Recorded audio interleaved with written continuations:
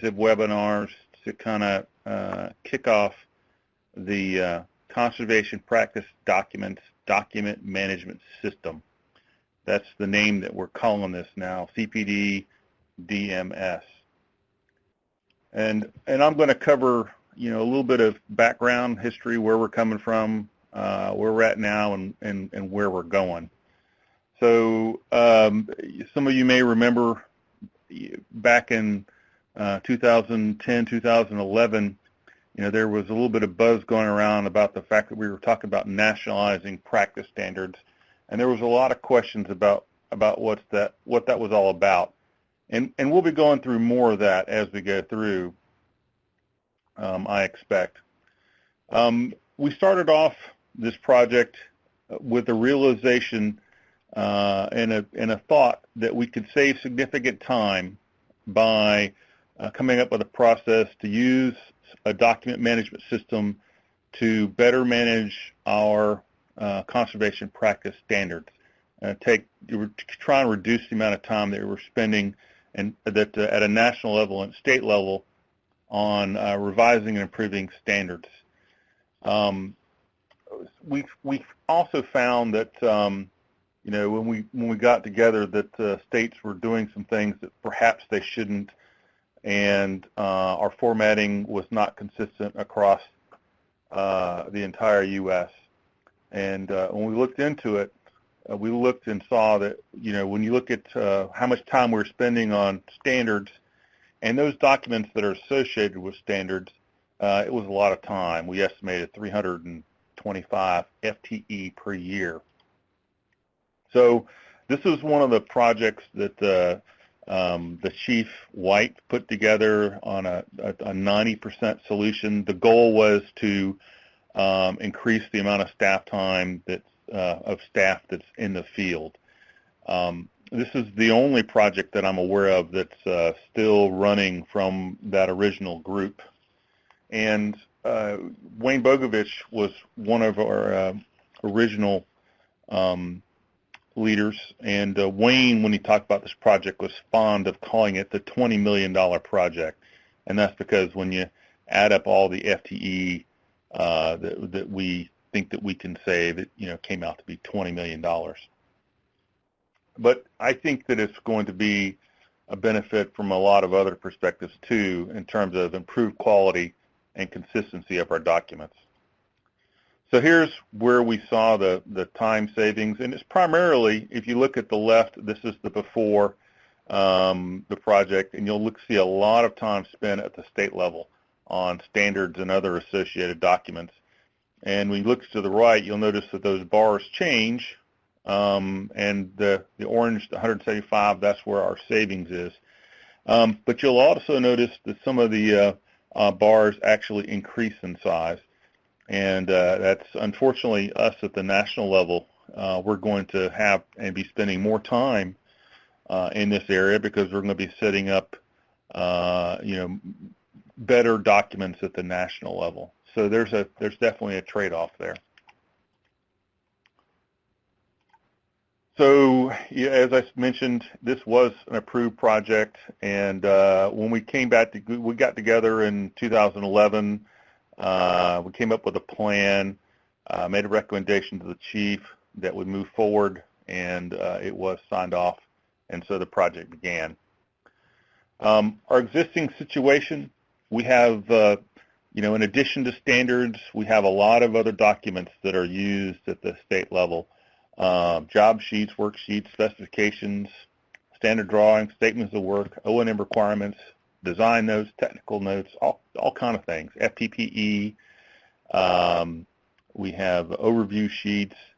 We looked at all these documents. We started out looking at just standards, but realized very quickly that we could get a lot more bang for the buck when we go and look at some of these other different documents that are associated with standards at the same time. And that's how we went from look at a national conservation practice standard project to a conservation practice documents project. So our overview of our plan was that we wanted to expand the role of the national conservation practice standard development teams to make sure that they include other documents, use a database system to organize those documents, and the process of creating and editing those. And we also saw a need to establish a quality assurance team, a Q&A step in this process. The documents that we looked at that were going to be in the system, obviously the standard, that's the first step that we got now. Implementation requirements, that's a name that we came up with because when we looked at job sheets, what some people call a job sheet is different from what other people call, so we created our own name, implementation requirements. Overview sheets, that was one of our first products as we created overview sheets for every standard. But we also look at, we're going to be moving towards operation maintenance, templates, statements of work, CPE, network effects diagrams. Those probably we won't edit in this system, but we may host them, specifications, and perhaps other documents as well. We have a transition plan, and the transition plan calls for us to, after this pilot stage, where we're looking at the tool, we will, as standards come up for revision, we will add them into the system. We don't have to do this all at once. There's no need for us to try and do a big push to get all 170 some odd of our standards in there at once. We can do it as a process over time. The reason we can do this is because one of our clients is the CDSI process. And in talking with them, they're not ready for our documents yet. One of the benefits of this system is we'll have them and keep our documents in one place where CDSI will know to go get them and then serve them to the field when they need them. They're not ready to do that, so there's no need for us to try and go fast. We can, however, if they speed up their process, we could speed up ours. But right now, we're just going to look at the 5-year cycle. We are making changes to the National Handbook of Conservation Practices. There's a workflow in there that describes the process for how a standard is revised. We have revised that workflow process. We are going to be revising policy and inserting the Q&A step into that process. The software that you're going to be shown, it creates the templates for us. Well, actually, we create the templates, but once we have the template created, you just enter the information, and then it automatically puts things into the right format for us. So that's nice. We'll have a consistent look and feel. We're working on 508 compliance, and we already have the single column format in there for standards. Here's our current status and the different phases that we're at. If you look on there, there's across the top, there's 6 phases. We're at the end of phase 2 here. This is deploy the production version of the software. The first, this particular software, they're going to be developing it in phases, and we're getting the first deliverable right now of that project. And that first deliverable is the national process to revise, edit, and document national conservation practice standards. That's what we're getting now, and that's what we're fixing to pilot.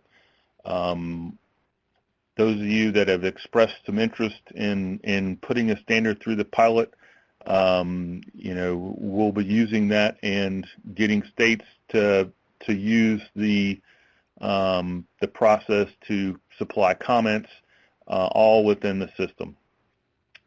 Through the next 2 years, the vendor will be working on making the system so that it can handle state-level practice standards and then other documents as well, such as O&M, specifications, implementation requirements, etc. Now you see on the I see on there that they have job approval authority is one of the things they're going to work on. That's actually one of the ones that, as our process has gone along, we've eliminated because that's going to be handled through CDSI. So that was one we initially had targeted, but now are not. So that's it for kind of the background at this point. We're going to move forward, and Peter and Matt and Casey are going to show you the software and a little bit more detail about where we're going. If anybody has questions about the history and how we got here, we can take those right now. And hearing none, we'll move on to our next presenter. And I believe, Peter, you're up next, correct? That's correct, Bill. Thank you very much. This is Peter Robinson. I'm the Water Management Engineer at the West NTSC in Portland, Oregon. I've got two distinct subjects I want to talk about within the CPD DMS. That's the Conservation Practice Document Management System. And so let's get started. The first thing I want to talk about is changes in the workflow. Now, if you want a full-scale copy of this graphic right here, this is the old flow chart. This is in one of the NHCP exhibits, and you can go and look it up. And we have changed it. Bill Reck gave you a brief preview. I'm going to give you a equally brief preview of what the workflow shows. This is going to be available, and Matt Flint at the end is going to tell you how to get a copy of this if you want. The thing that I want to highlight, though, is this quality assurance team and what the role of the quality assurance team is. So this is a new part of the conservation practice revision workflow. We have written a draft policy about the quality assurance team and its role and its responsibilities. So you'll have a crack at that to make it whatever changes you think are appropriate has not yet been adopted. So when I give you some text in the next few slides, this is the draft text, but I wanted to give you the way that we're currently thinking about the role and the responsibility of this quality assurance team. So here is some text, and it's the team's job is really to assist the national discipline leader in developing these conservation practice documents.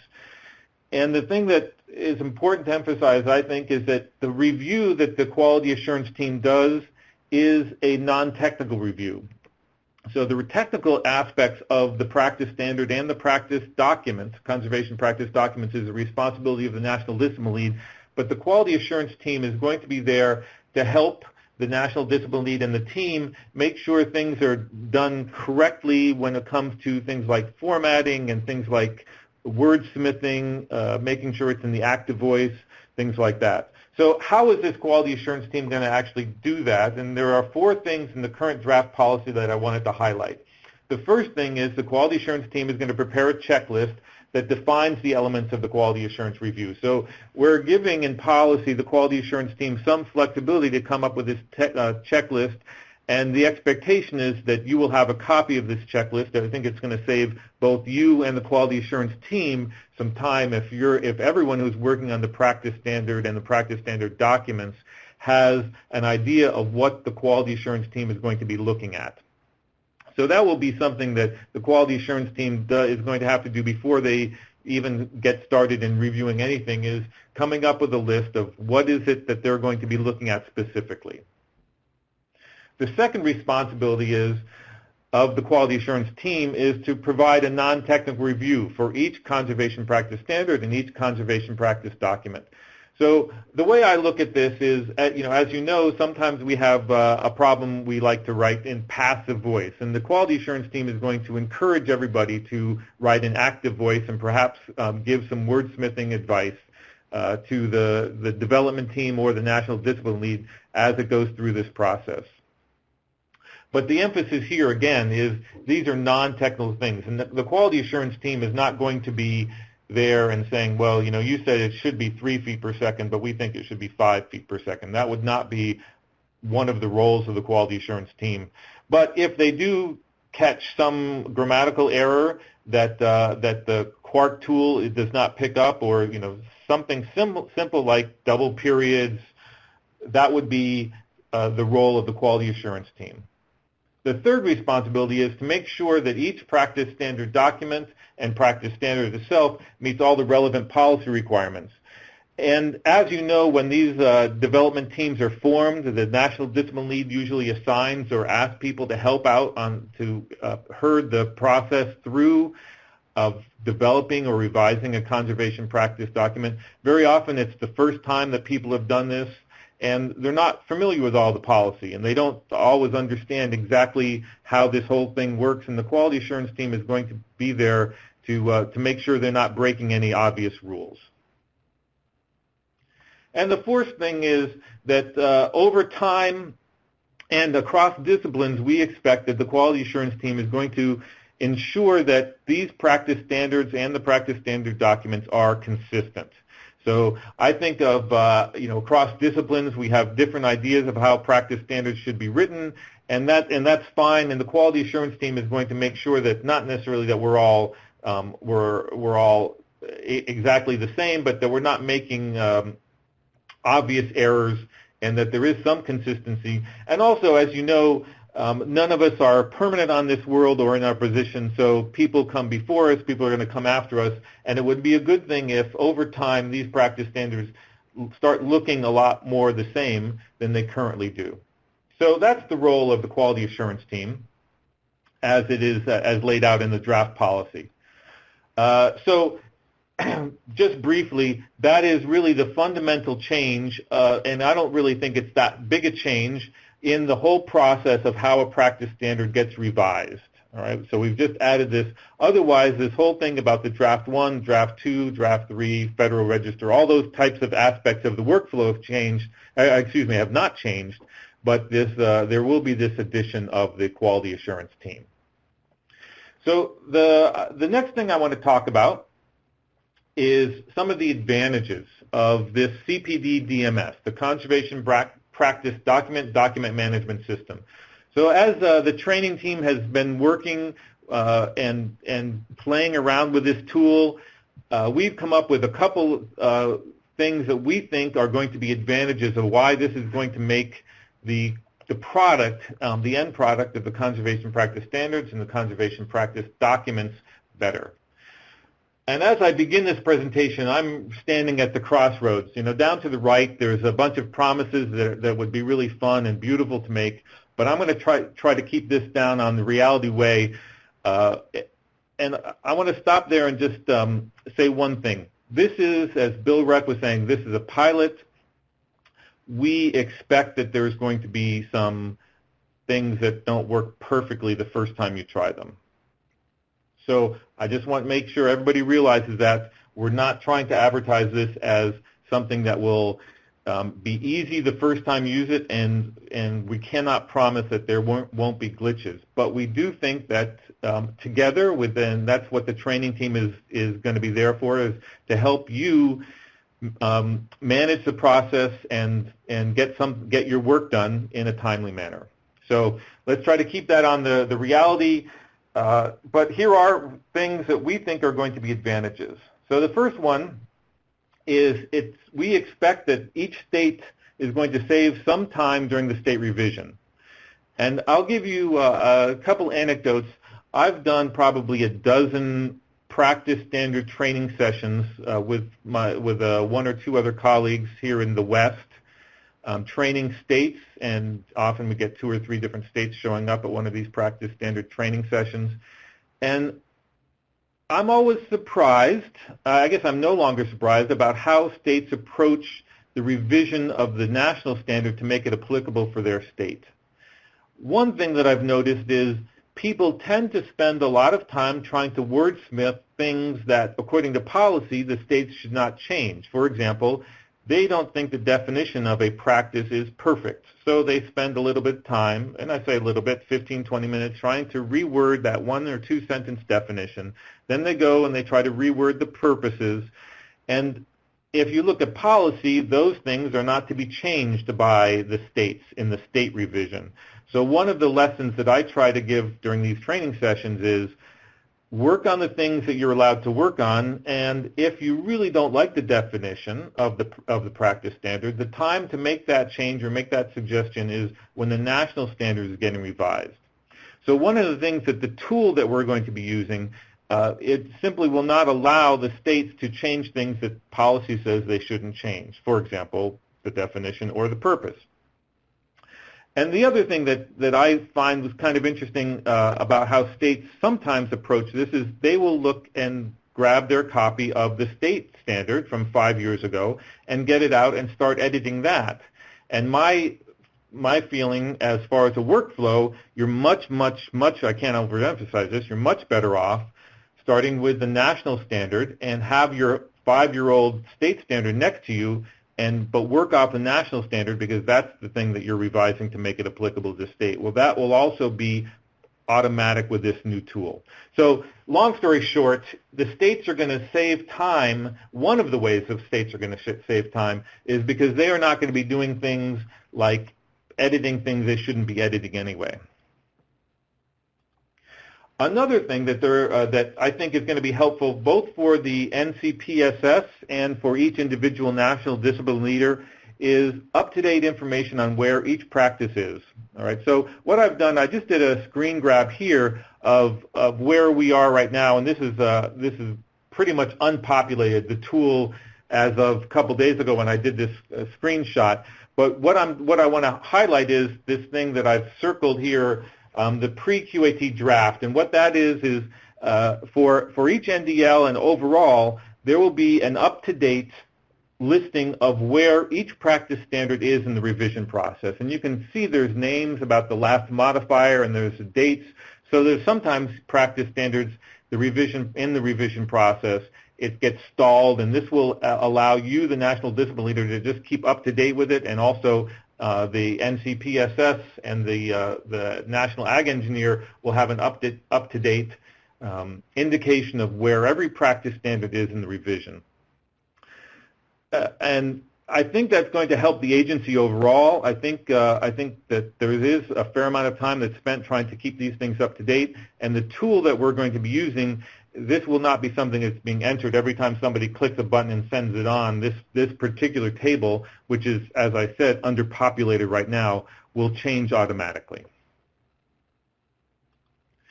And then the last thing I want to talk about is some of these information on state that the national discipline leads will have, and they will get it automatically. So, for example, as states change the practice standards, I'm not sure how people would be able to find out what changes the states made in their state revision other than going and downloading 50 individual practice standards.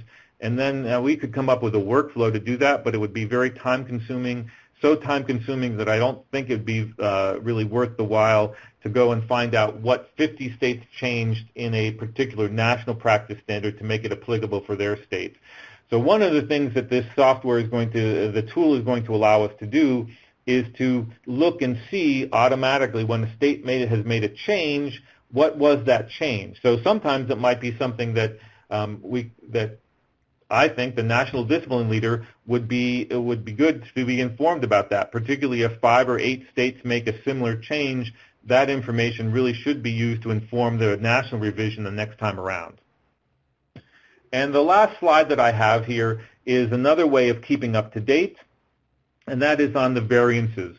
And as you know, variances are granted, and then people come in and out of positions, and it's sometimes hard to keep track of what variances have been made and how you would even find that information out. And that's just another thing that the tool is going to be able to track in fact, not relatively easily, but automatically, so that the national discipline leader will be able to go and find out, number one, as I said on the last slide, what changes the states have made to a particular national practice, and number two, what variances have been granted and who's got them and what they're for. So that's the end of my presentation. I want to open the floor to any questions.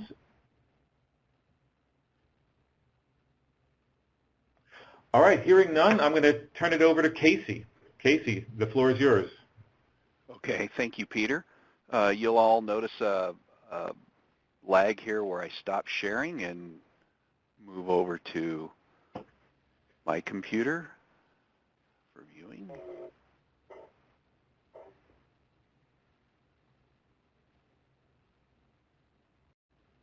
Okay, you all should be able to see a beautiful English setter being hunted over by a gentleman with a classic shotgun. That should be what you're seeing.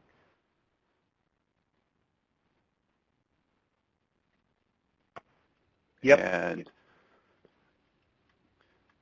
so what we'll do, okay, the Quirk tool itself is web-based and it's permission-based. And in the main presentation, you still have access to the link in the links pod. So when you first enter the Quirk user interface, this is what it's going to look like. And I'll give everybody a few moments here just to kind of settle in and absorb what's going on here. Fundamentally, it's got three major components, and the major components would, of course, be to your left. This is the workspace navigation where we have various assets based upon discipline.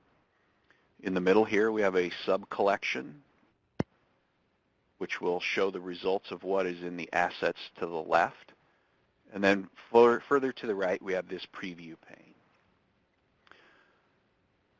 My permissions today are set up as an administrator, so you'll see things today that, depending on your particular role in the future, you may not be able to see, so keep that in mind. Currently, I'm set up as an administrator on the conservation engineering side of the house, so my permissions not only are set up within CED as read-write, but then within that as well, I have permissions as an administrator. So as a national discipline lead on the conservation engineering side of the house, you'll have read-write permissions per se to the CED-AE collection, but farther on down the list, you would not have permissions beyond read alone into the ESD collections. Some other features here, you have the ability, as you work in the future, when you receive an email notification as a particular asset goes through the review process, you'll be given assignments, and your assignments would show up here under the assignments folder. You can create searches, so if you are interested in a particular practice, for instance, you could have standard searches set up. As you start to develop items within the collections, say for instance a new conservation practice standard or some other conservation practice document, you would begin by clicking on the new portion. You have the flexibility to check in other items. For instance, if within a collection, again, these being your collections, if you wanted to upload, say for instance, a photo of a particular practice for whatever reason, you would have that ability by clicking on the check-in other and then navigating to it on your personal computer and then uploading it to the appropriate collection. So for today's purposes, I'm going to give a very brief overview of what we're talking about when we're talking about collections. So again, I have permission within the CED Ag Engineer collection. Within that collection, there is Practice 550 Rock Barrier, subcollection of 2017. Within that subcollection, these are the assets that are available within that particular folder. The windows are adjustable depending on the size of your screen and how you like to view things. For instance, within the sub-collection of 550 Rock Barrier 2017, here are the two documents that are available. This one being a document that was started by Elisa Ketchum. As you can see, as you scroll off to the right, you can see certain metadata. Depending on how you like to view your sub-collection window here in the middle, there are different options here. Certainly it's a user preference. You'll notice that when I clicked on the asset, that being of a National Conservation Practice standard, it showed up here over in the preview pane, so you can obviously see what you're looking at. I had exercised the make a copy of the standard function yesterday, so there's 2 documents there, if for no other reason, just for viewing purposes. So there's a lot of power within the tool that, always remember right-click. It's very similar to Microsoft products. Many of the functions that you'll see with an icon in this interface, you can also right-click and have a lot of the same functionality. So within the workspace bar, there's different options. So I have this document highlighted. I can check it in if I happen to have it checked out. If this here, say, for instance, has it checked out to me, it's checked out. If it was checked out by somebody else, it'd be red. There's just subtle little hints. So you can check it out. You can preview it if you'd like. And you probably can't see this, but it popped up as a Internet Explorer window.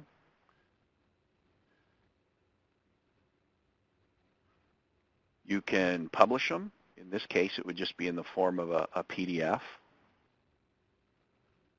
Other functionalities, you can get things from your computer. You can do searches.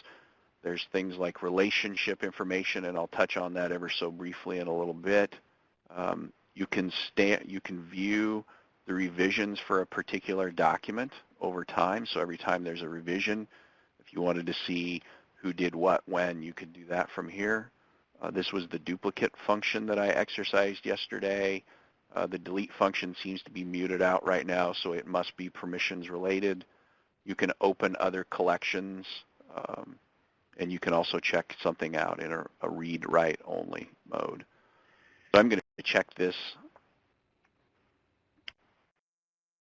Actually, I'm going to check it out.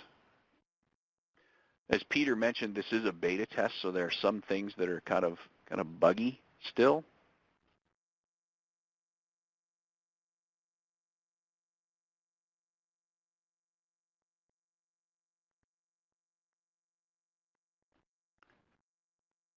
For instance, this is kind of buggy right now. I'm going to go ahead and close my browser, fire it back up, see if it fixes itself.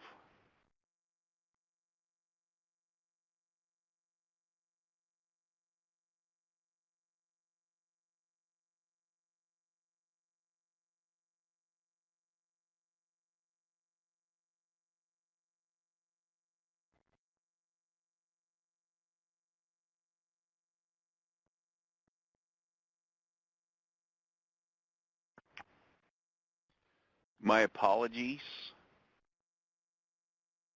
I was warned this might happen today by the contractors, that they were having some issues with their servers and that the publishing platform may not be available for certain periods today, and it looks like we've actually hit one of those periods.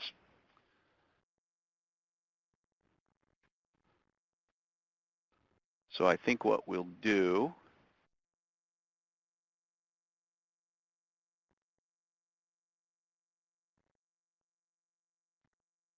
is that we will go back to the presentation and let Matt finish his portion, and I'll continue to monitor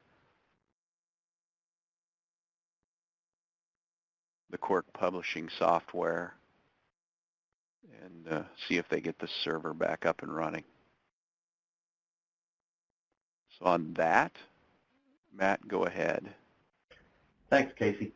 I wanted to explain the CPD DMS training team strategy for supporting implementation over the next couple of weeks by describing some of the activities that we've got planned and underway. These Thursday afternoon sessions are offered as a reoccurring Outlook appointment for the next several weeks, although we've got a skip on the week of Thanksgiving, as most people want to be away from work, Thanksgiving Day. Same coordinates for each week would be used that we had today. If we need more sessions, we can certainly add those, but for the time being, we're looking at having training sessions continuing weekly on Thursday afternoons through the middle of this December. The topics that we want to move through kind of follow what we thought was a logical advancement of exposure and help you feel ready to explore the system and use it on your own. What we do next week was discuss the roles and responsibilities of the different phases of the workflow. We may also be able to illustrate in greater depth the workflow from beginning to end for managing a conservation practice document. We'll have a session on demonstrating how to add an existing conservation practice standard from its Microsoft Word version into Quark in order to edit it as if you were doing part of the routine conservation practice review and update process. We'll show how to get assignments for user permissions made within the Quark application. For example, you want to set up an interdisciplinary review and development team to work on a practice standard. We want to set their permissions to fulfill the roles you want them to have in Quark. We'll demonstrate routing the standard through the workflow process, including how to enter data about the practice standard as metadata during the review. We'll show alternative techniques or methods that can be used for managing review comments and the documentation file. We'll show, this may be jargon, I don't know if Casey's presentation went far enough before it got disconnected to show you the idea of componentization, but this is one of the fundamental principles that we get for making smart documents work out of the system, is the ability to break a document up into components that can be cataloged and queried and reassembled in different versions and editions and different documents. And then the last idea that we had for a training topic was comment management at the state level review phase of practice revision, as opposed to what we talked about earlier with your review during your internal review. Along the way, you may have ideas for training topics that need to be added to this list, and we're receptive to those. I think we'd also be receptive to do kind of go over a topic again if it wasn't effective the first time. We want to do whatever we can to help you feel prepared to use this application.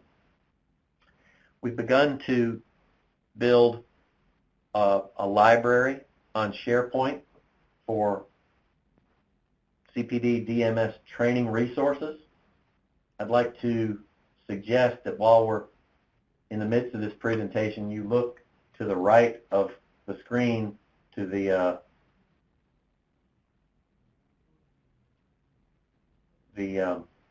web links box, and on your own computer click that link that says https DMS-team. I'm hoping that my attempt to make that SharePoint site readable by all USDA domain users allows you to view the training resources that we've already added there.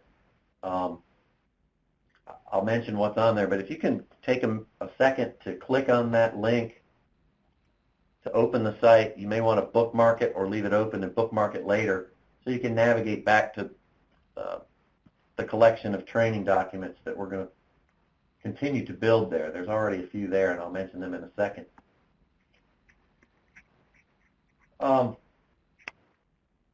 If you are unable to reach that SharePoint, please send me an email. My name is Matt Flint, M-A-T-T .F-L-I-N-T is what you'll find me at.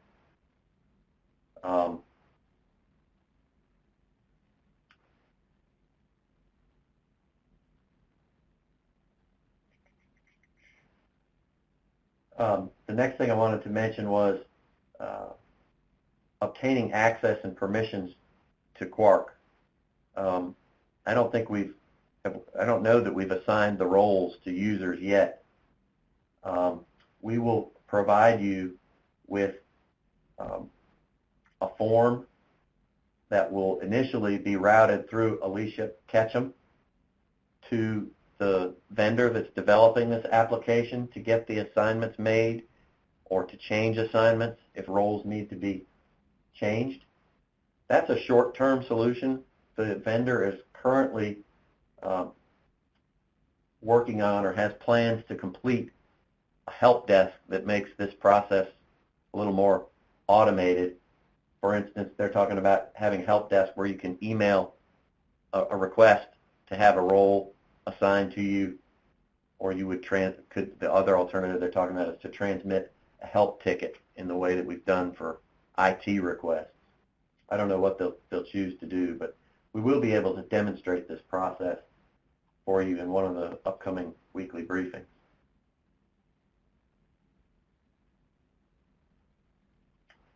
On the training library today, you'll see the national workflow diagram that Peter had mentioned earlier. It's a PowerPoint slide that looks like the version that I've got on screen. But within a fairly short time, we should be able to have this enhanced workflow diagram on which you'll be able to click on the boxes in the workflow diagram to expand each box to get instructions for what happens at each step, with some of them having support of a video recording to demonstrate a task. But the static diagram of workflow is there today. Within a matter of a little bit more time, we'll have the enhanced workflow diagram posted on the same SharePoint. We also have what's called the End User Guide. It's version 1. It was developed by the vendor for us. It doesn't really meet all of our expectations, and they've agreed to undertake a revision that's still under development. But if you felt compelled to go exploring, this would be the most complete reference for self-help. There are also a series of 1- and 2-page task-specific kinds of instructions that have been called quick reference guides, and they're titled by what subject they're intended to support. Right now we have the user roles quick reference guide on there. That's actually the one that's pictured on the screen, but you can download this as a Word document from the SharePoint. And there's also the collection creation process quick reference guide on there. When I say collection creation process, in my mind, because I'm accustomed to Microsoft Office Suite, I think about making a folder.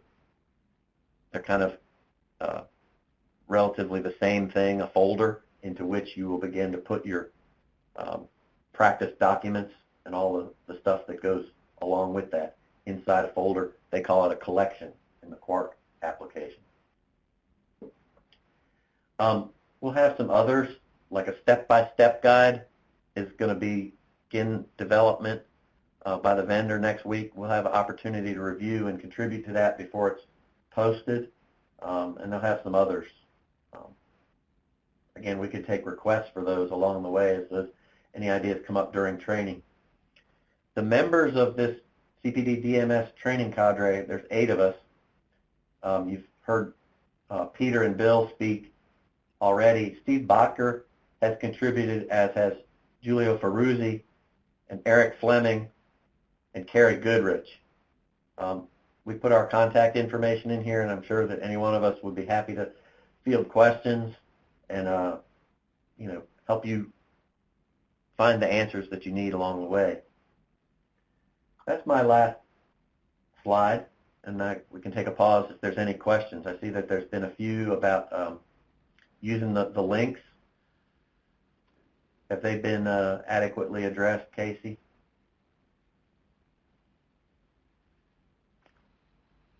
Yes. I was just going to point out that the platform is back up and running, so I'm going to stop sharing the slide deck and go back to presenting my desktop.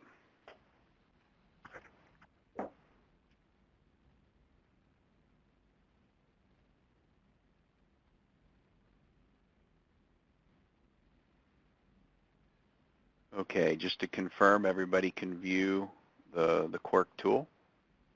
Yep. Okay, this is where we had left off, was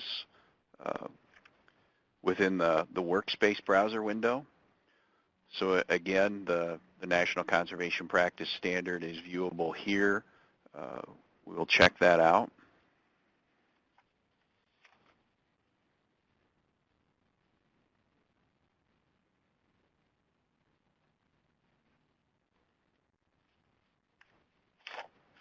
And what everybody should be seeing now is what we're referring to as the Quirk authoring tool.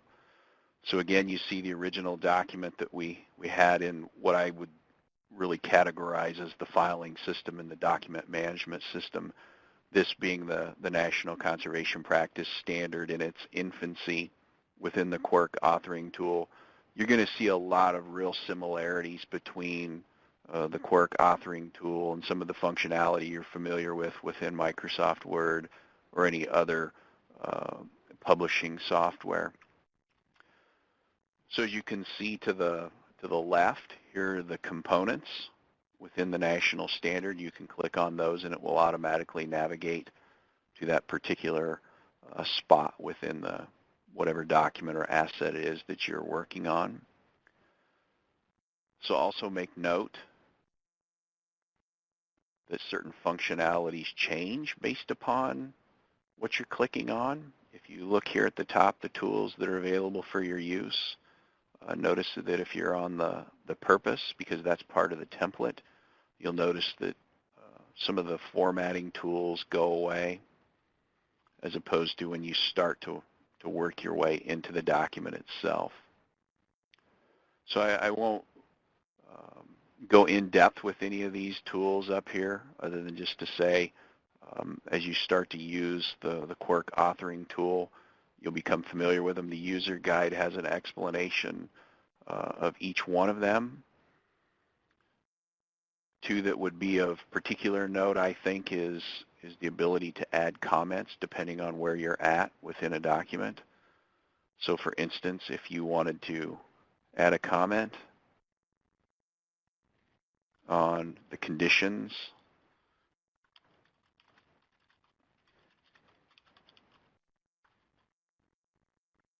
you could add that, and it would be added over here in this new collection of folders. So again, you have your preview pane, you have your comments.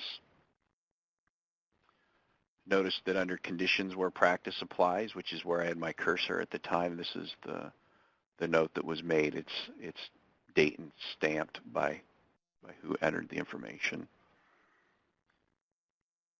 The review section is just a little different. As things are reviewed, the review comments are noted here as opposed to comments, and then based upon the permissions set up is how you can react to those. So again, I won't show any sort of demonstration because it's permission based and the administrator has more permissions than most. Footnotes, if there's any need for footnotes. I mentioned earlier Uh, these little components here, as far as the refers to versus where used, one of the functionalities of Quirk will be the ability to create what we're considering components, and you'll be trained on that in a future session. But basically, you can take a paragraph within a document, and you can make that a new document within itself and store that back into the file system. And that's where the refers to and where used becomes functional. So for instance, if you were going to use a standardized definition that you were not only going to use in the national standard, but you were going to use in an implementation requirement, you could then take that component and add it into a different SMART document. And then what you would see is the refers to and where used based upon which document you're in. It would map back to the source and show you where it's used. Hey, Casey, So, can I ask a yes, question? you sure can. This is Craig. For doing that, so yeah, you've got the SMART document here. Are you only restricted within a particular practice, or could we map across practices for those components where we'd have similar language across several practices? You could. So for instance, if within, within the 595 standard, you use some similar language that you use in the 590, say for instance a reference maybe, or the reference section, what you would do is you would create a component of that, of the comment or the reference section, and then you would save it back to the folder, and it would show up as a separate file in there. And then as you were developing your other document, you could bring that chunk, if you will, into that new document. But the original source will always be the definitive source. So if you make a change in the definitive source, it will trickle into those others. That's one of the joys of the new system, is that consistency. You can use standardized language across many applications and not have to worry about checking your standard versus your specification. I see a lot of power for that at the state level. So yeah, good question, Craig. Thanks. So one of the other parts of the entire system here is that, let's assume that you've made, depending on your role, you've done what you needed to do within this particular asset. You would be saving and closing, and this check-in window pops up. And you'll have to get real familiar with this because you'll be seeing it a lot as time goes on. Things to make note of, again, is it tells you which collection you're in, what the practice is, what year folder it is, what the file name is. This is the name that came with the file. If you wanted to, say, change the name and save it somewhere else, this is where you could do it. But prior to checking in, this is where all the metadata for that particular asset is being developed. This is also what starts the workflow. And again, as we move on and you can't remember where this was at, always make note of the more options drop down. And this really starts the process where we start to establish what the status of the document is. It's a national standard workflow. At this point, it's been released. We could move it back to pre-QAT. Where that becomes important is the options for routing starts to change just a little bit. Make note of what it looks like now in a pre-QAT draft as opposed to released. It changes just a little bit. I think one name dropped off the bottom. So this is where the workflow starts. So this is also where we put our revision comments. Those will be stored as well at different steps in the document process. Different ones of these cells need to be filled out prior to checking it back in. Once you hit the save button, if you've set up a routing, that's when it will route to whether it's an individual, a discipline, or team.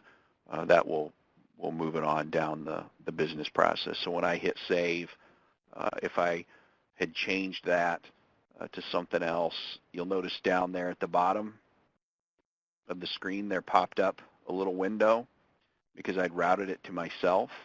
So if you were working within the Quark platform, you would notice if there was a document that came in that had been routed to you. The other thing that happens is, and I'll show this real quick, is that I got an email letting me know that I have something to act upon. So it tells me what the document is, the status, and the last modifier. So if you're sitting in your email and you need something to react to immediately, you can click on the link here and it'll take you over to the Quark platform. Assuming you've got permissions, it'll take you in there. Then that's where this assignments portion will start to reflect that. So you'll notice within my assignments, I've got this 550 national standard, and that's because I routed it, or somebody routed it to me, but in this case, it was to myself. So that concludes kind of just a very brief overview of the Quark platform and what it looks like. I think it's important to always remember it's really two parts. It's this part, the original interface where you enter, which is really, for all intensive purposes, a filing system, as opposed to the second part once you check out an asset, and then you get into the Quark authoring tool. So with that, this is where we would segue back into Matt and his presentation, but we were done. So I'm just going to, at this point, I'm going to conclude my presentation and open it up to any questions. Yeah, Casey, this is Norm Woodman. It was alluded to a little bit, but how do you get your original document in there? Say I want to have 4 practices that I want to have revised this year. How do I get the original document in here to start? Okay.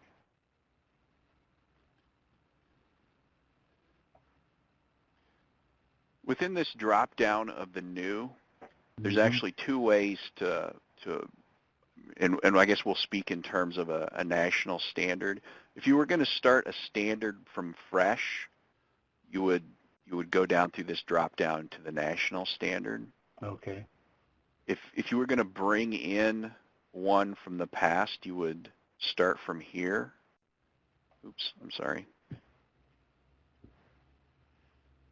And what it'll do is it'll ask you to navigate to where you want to go. And so then you can navigate to that asset. Say, for instance, you're on your 5-year review of the 550 national standard. You would navigate to it and bring it in. So one of the things that we're actually working on from a discussion perspective is, are we going to expect national discipline leads to bring in all of their documents off of the current site for review, or are we going to have the contractors do that so that you folks can just start working directly in the Quark environment without having to do any sort of upload? I don't think that's actually been fleshed out yet, but if you wanted to just have a PDF version of your document, you could go into this check-in other and bring that in. But there's various ways to do that, and I guess I'll also defer to Peter and Bill and the rest of the training cadre if they have anything they want to add to that. We do plan on having a session where we actually go through that process. Okay.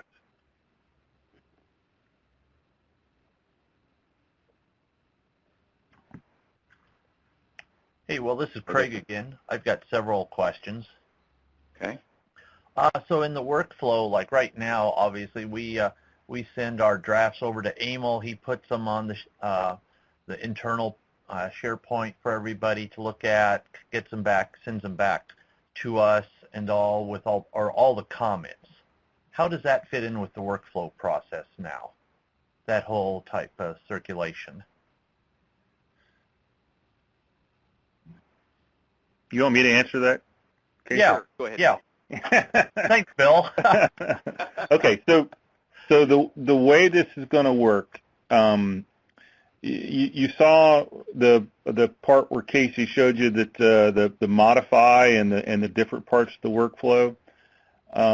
When you get done with, say, your draft, and you're ready for that to go out for internal review, there'll actually be a routing. One of the choices is that you're going to be ready for review, and that's after it's gone to QA and whatnot. When that happens, there'll be an email that goes out to all of the state folks that are going to be in the system to start with, and that are going to be having access to Quark.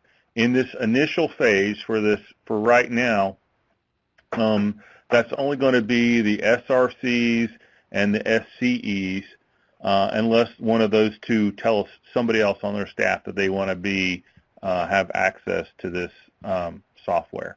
They'll get an email that contains the standard for review and some instructions. So they'll get that. They will review, make comments on it, and then they will upload it back into the system. And when they upload it back into the system, you as the discipline lead or your designated team lead for that standard, will have access to those comments. So it'll be the same kind of time frame. The timing will be automatically managed for us.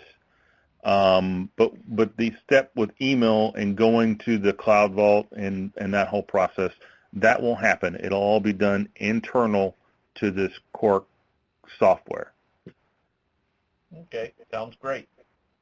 And that brings me up to something that I need to mention.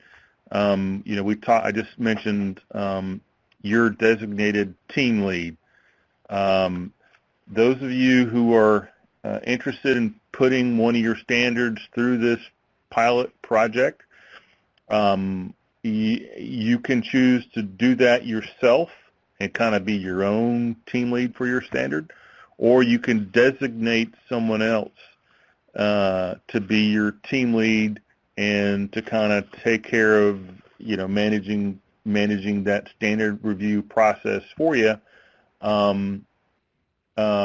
Just like now, if I were to assign one of my standards to say Sally Breadaway and the West NTSC, Sally would run the review for me, and then she and I would get together, at the end and go through it before we finalized it. You can still do that if you want. If you want to go that route, it would be good to let us know who that team lead person is as soon as possible so that we can plug them into this review process or this webinar process so they can learn this at the same time. There was an email sent out by Elisa Ketchum a while back kind of asking discipline leads for that, and Elisa said she didn't get any response back, and maybe that's because people didn't understand the question that she was asking. But if you have somebody who's going to be working on one of your standards for you and you want them to kind of go through this pilot with you, we need to know so that we can give their name and information to the contractor so that they can put them into the system, because we have a limited number of licenses and we need to manage those licenses. So back to you, Matt, or whoever. This is Norm again. Bill? Yes. Yeah, I for one sent all four of my teams with the names and emails and everything to Alicia. You may be the exception, Norm. She just said, okay. I remember her saying she said she didn't get much of a response. Okay. So you may have been the one that she got. Oh, okay.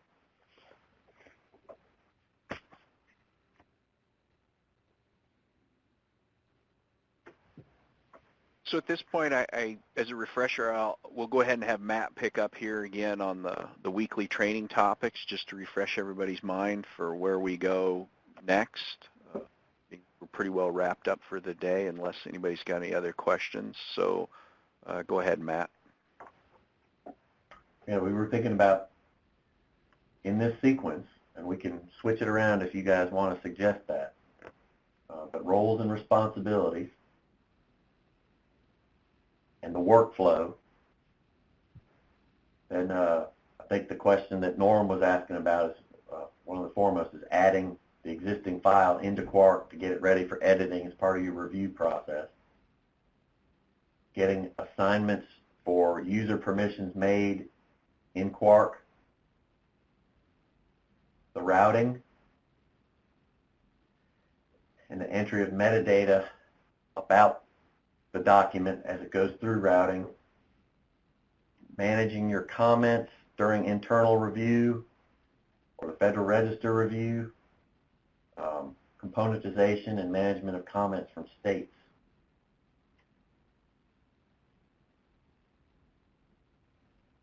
As best we can figure, that seems like a pretty complete curriculum to get you prepared to set off on your own.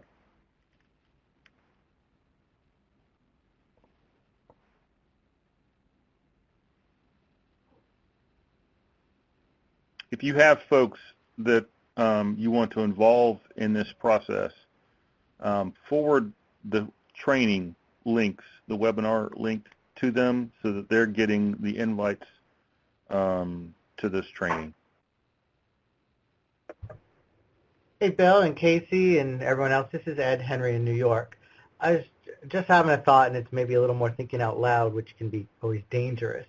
But, I was just looking at Notice 165 that came out, and would there be any value in, as part of this kind of training and rollout, to pick a standard and kind of offer to the nation, and those of us who are going to use it, to maybe escort one of these standards through the national process and volunteer to help get it through the state process, so we're all working with the same data and the same standard, at least starting from the national, so we can get a feel for it and kind of work on it as a team, and all know that we're working at towards the same goal, using the same system that we're all going to use, but pick one standard that may be a little easier to handle, but that we can all work with and get a feel for it.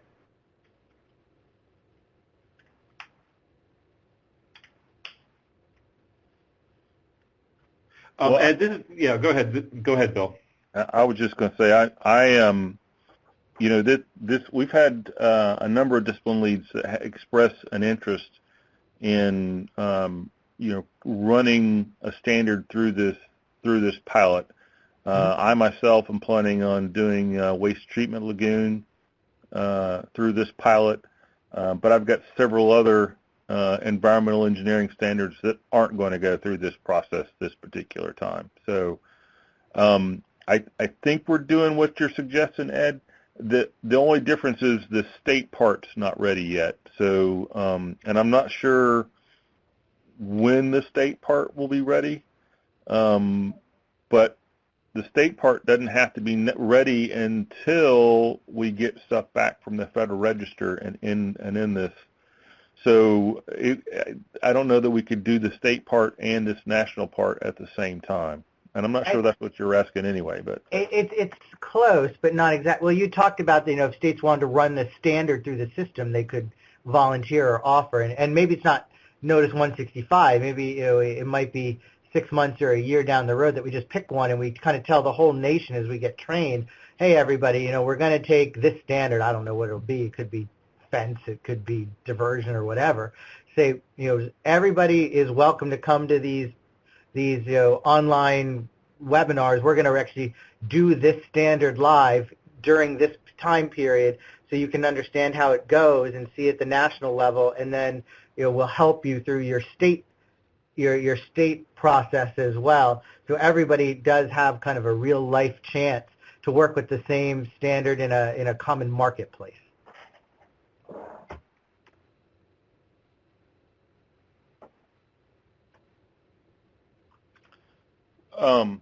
I think we have been thinking about something along those lines for once we get to the next phase and we start training states on this process. I mean, we've thought about holding webinars or perhaps making Camtasia video clips that would kind of help you through the different process. For example, the one that I can see people going to a bunch would be componentization. You know, it's a process that if you only did it once or twice a year, you'd probably have to watch the video 3 or 4 times before you didn't have to go back to it each time. Mm-hmm. So we're thinking about those kinds of trainings and tools, you know, as we go and down the line. But I think we're probably a year away from, you know, the state level access to the tool. Okay. And beyond just uploading comments, and uploading comments won't be very much training to that at all. It'll just be creating comments and then uploading them into the system in the right spot. No, that actually sounds like you'll wind up with a lot more comments than you've ever been getting, because it's going to be much easier and again, common marketplace. Where I'm a little confused then maybe is where you had talked about if states want to get involved with this process now to kind of give some names and, you know, and let you know. Is that only just to watch the national process, or was there something at the state level you were going to be demonstrating? Yeah, I get what you're going at. What I was meaning to convey was to the national discipline leads, if they have folks that they want involved and on the national level revision teams, those folks could participate in this, get access to the tool, and be able to work on the standard and comment on the standard as a national revision team member. Okay, that's much more clear then. Thank you. Are there any more questions? Casey, if this is the end, I'd like to ask the training team to stay on the teleconference line, and you can shut down the recording. And just for the training team, just perhaps 2 or 3 minutes additional. Okay, thank you. On that note, yes, we'll conclude today's training. Make sure you keep track, and we'll be back on next week with the next topic. If you want to share the invite with anybody, feel free. Thanks for joining us today, and have a good rest of your day. Okay.